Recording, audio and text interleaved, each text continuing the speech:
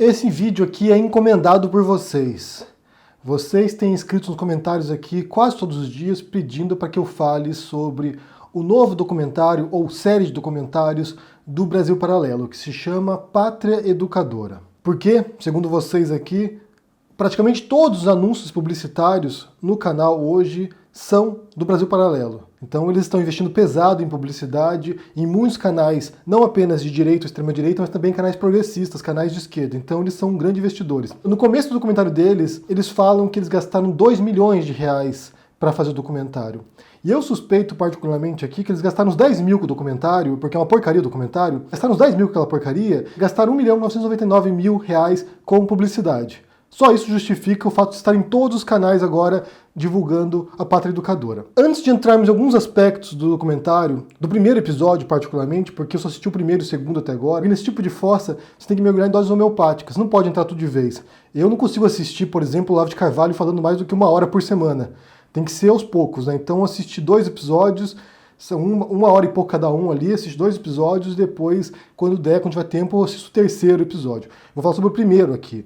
Mas antes de falar sobre o primeiro episódio, eu quero falar aqui a base do pensamento do Olavo de Carvalho, porque o Brasil Paralelo, basicamente, é uma peça de propaganda olavista. Eles são olavistas, eles propagam as ideias do Olavo de Carvalho, o Olavo de Carvalho sempre aparece nos documentários dele, olavistas como o Flávio Azambuja, né, o Flávio Morgenstern aparece lá, outros olavistas aparecem. Então, o Brasil Paralelo, ele é um puxadinho do Olavo de Carvalho.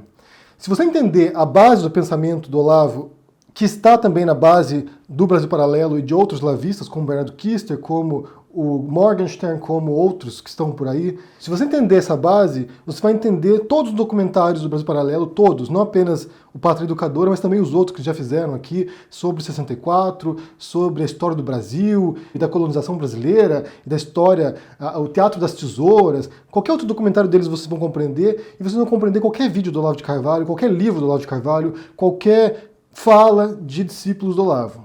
Porque qual é o fundamento, qual que é o alicerce do pensamento olavista? Que não é original.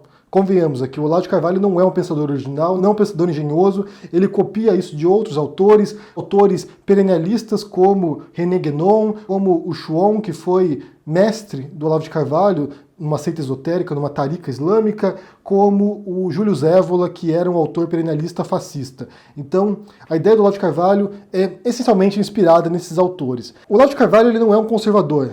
Que fique claro que ele não é um autor conservador, ele é um autor reacionário. E qual é a visão dele de mundo? E, como eu disse, que se reflete nesse documentário agora em outros do Brasil Paralelo. Qual é a visão deles? A visão deles é que havia um momento na história da humanidade, uma história pura, uma história elevada, uma história de nobreza, e que o processo histórico, até os dias de hoje, através do iluminismo, através da modernidade, foi um processo de degeneração, um processo de decadência, de corrupção. Então você tem, por exemplo, nos gregos, o máximo, o ápice da cultura humana, e depois com o cristianismo também, principalmente, né, porque a base do pensamento olavista é uma certa visão cristã, embora descolada da mensagem de Jesus, uma certa visão cristã. Então você tem o ápice da cultura nesse momento, o ápice da elevação intelectual, espiritual, moral do ser humano, e com o passar dos séculos, e principalmente após a Revolução Científica, no século XVI, século XVII, você vai tendo uma queda, vai tendo uma degeneração dos valores morais. Então o mundo de hoje é um mundo degenerado, é um mundo corrompido. E isso se acelerou principalmente após Marx. Não é difícil você pensar que essa visão dele é altamente excludente. Por que é altamente excludente? Porque agora já entrando em alguns elementos do documentário, do primeiro episódio do Pátria Educadora, qual a visão que eles têm de educação? É a mesma visão para a cultura, que é a mesma visão para a intelectualidade. Antigamente, havia uma educação nobre, uma educação que enobrecia o ser humano, que elevava o ser humano. Então você tinha ali um refinamento intelectual, um refinamento artístico, um refinamento do pensamento. E aqui no documentário Pátria Educadora eles se inspiram principalmente em Platão, Aristóteles e depois posteriormente na Idade Média, né, com a vida monástica, com os escolásticos. Na medida em que inicia um processo de democratização da educação, de educação em massa, de educação para todos, você parte dessa educação privilegiada para poucos e você abre isso para muita gente. Então você nivela por baixo.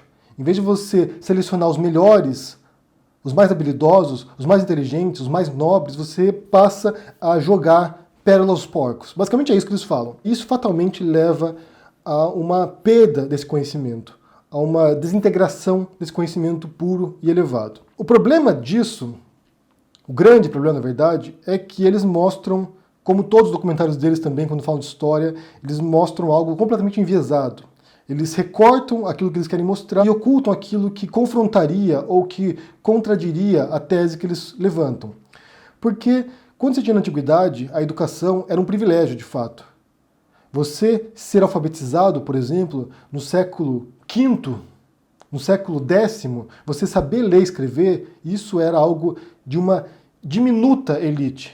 Ou uma elite política, inclusive muitos reis não sabiam nem ler e escrever. Reis, duques não sabiam. Era de uma elite política, muitas vezes, e uma elite religiosa, porque você tinha os sacerdotes, os monges que estudavam, que ficavam nos monastérios estudando e lendo, e de uma elite intelectual, de alguns poucos sábios, de alguns poucos cultos que conseguiam ler.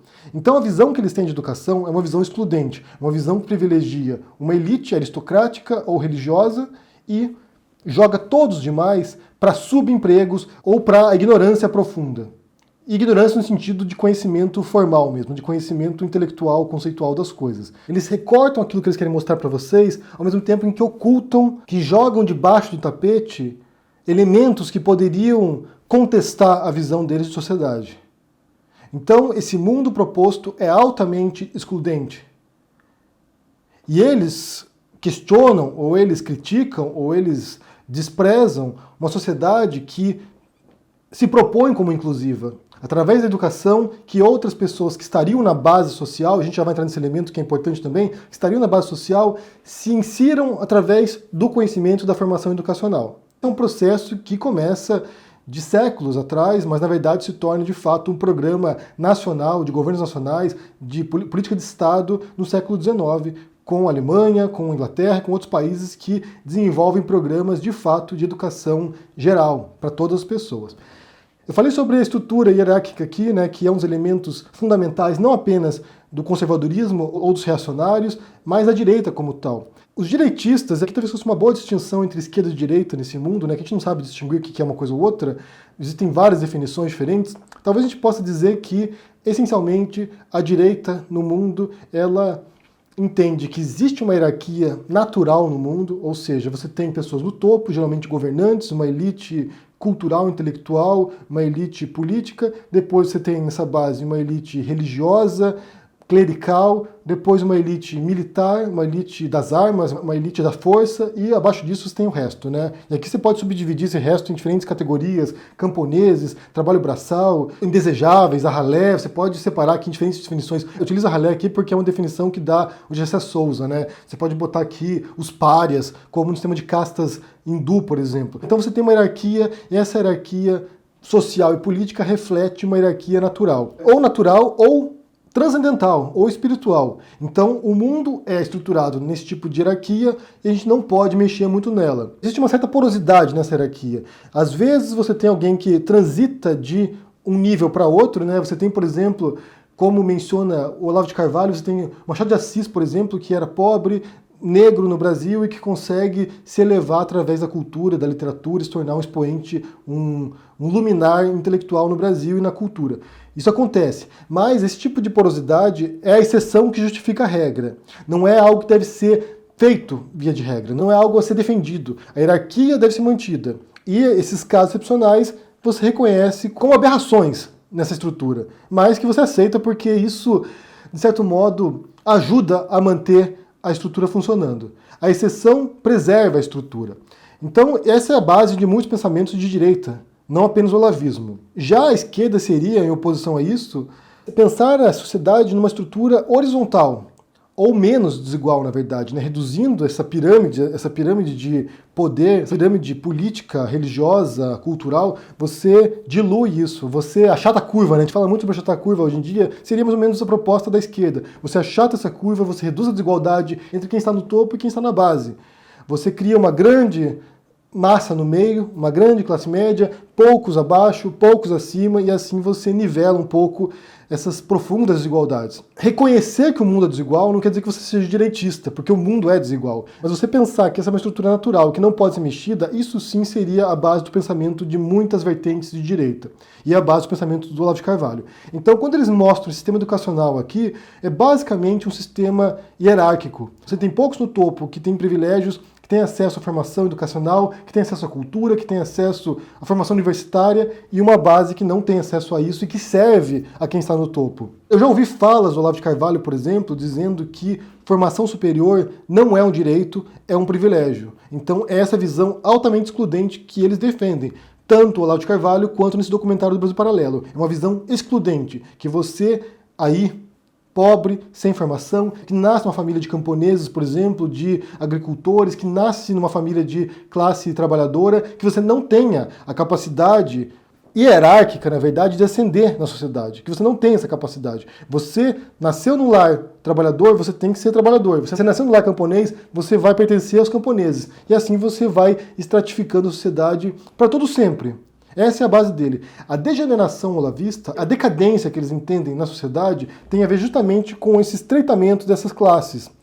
E aí que entra a grande crítica, por exemplo, do Olavo de Carvalho e do Brasil Paralelo em relação a Marx, em relação ao comunismo, em relação aos anarquistas, em relação às esquerdas, como um todo, na verdade, né? Social-democratas, ou qualquer um que proponha esse achatamento da estrutura hierárquica.